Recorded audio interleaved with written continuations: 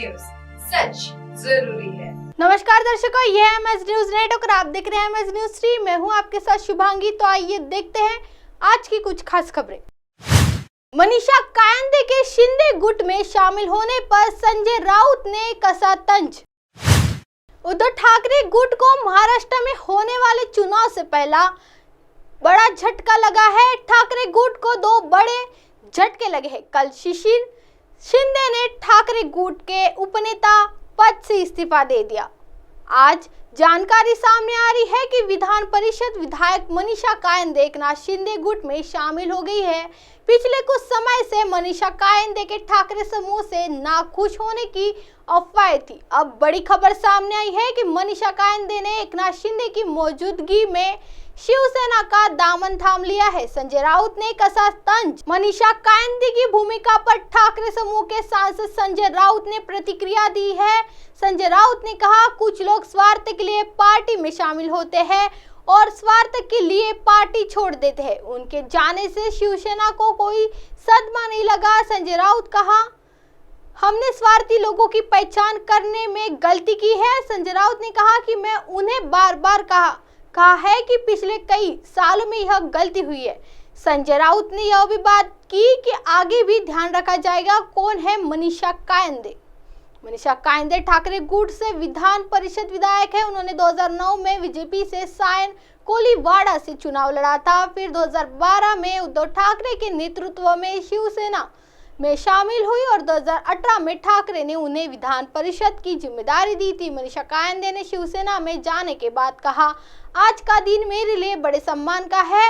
मैं उस पार्टी में शामिल हो रही हूँ जो मूल शिवसेना में है। मैंने दृढ़ता से पार्टी की स्थिति प्रस्तुत की थी। इस सरकार 1 साल पूरा हो रहा है। आइए बढ़ते हैं अगली खबर की ओर। नरेश टिकैत बोले, शहरों के बदले जा रहे हैं नाम, बीजेपी पर लगाया आरोप। भारतीय किसान यूनियन के अध्यक्ष नरेश टिकैत बागपत पहुंचे, जहां उन्होंने बीजेपी के हिंदुत्व पर जोरदार हमला बोला। टिकैत ने कहा कि बीजेपी के कई नेता ऐसे हैं जिनकी लड़कियां मुस्लिमों के यहाँ है।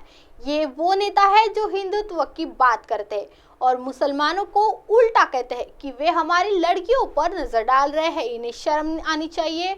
उन्होंने भाजपा का नाम लिए बिना यह भी कहा कि ऐसा कानून बनाओ कि बदमाश को सरेआम फांसी दी जाए और उसका लाइव चलाया जाए, फिर देखो कैसे अपराध होते हैं। भाकयू अध्यक्ष नरेश टिकैत ने पत्रकारों से बात करते हुए कहा कि सभी मजहब अच्छे हैं, 35 करोड़ मुसलमान भी यही है, वो कहा जाएंगे। भाजपा का नाम लिए बिना टिकैत ने कहा कि उन्होंने देश का बंदर बना दिया है, शहरों के नाम बदलने जा रहे हैं, इससे युवा पीढ़ी भ्रमित हो गई है। रोजगार और विकास की बात करनी चाहिए।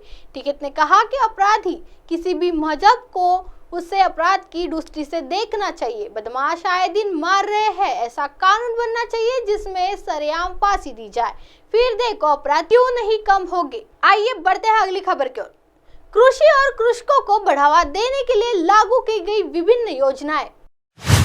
मुख्यमंत्री अशोक गहलोत ने कहा कि राज्य सरकार ने खेती और किसान को प्राथमिकता देते हुए नीतियां और कार्यक्रम बनाए हैं।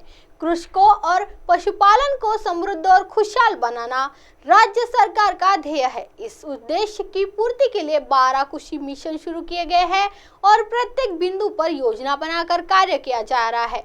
21 लाख किसानों का कर्ज किया माफ। गहलोत रविवार को 3 दिवसीय राजस्थान किसान महोत्सव के समापन सत्र को संबोधित कर रहे थे। उन्होंने कहा कि किसानों की तरक्की से ही प्रदेश की तरक्की होगी। मुख्यमंत्री ने कहा कि राज्य सरकार ने किसानों की ऋण माफी का वादा पूरा किया। 21 लाख किसानों का 15,000 करोड़ रुपए का कर्ज माफ किया। गहलोत ने कहा कि उन्होंने राष्ट्रीयकृत बैंकों द्वारा दिए गए कर्ज की माफी के लिए भी केंद्र सरकार को पत्र लिखा, मगर इस दिशा में कोई सकारात्मक कदम नहीं उठाया गया। कृषक कल्याण को समर्पित राज्य सरकार। मुख्यमंत्री ने कहा कि राज्य सरकार कृषक कल्याण के लिए समर्पित होकर कार्य कर रही है।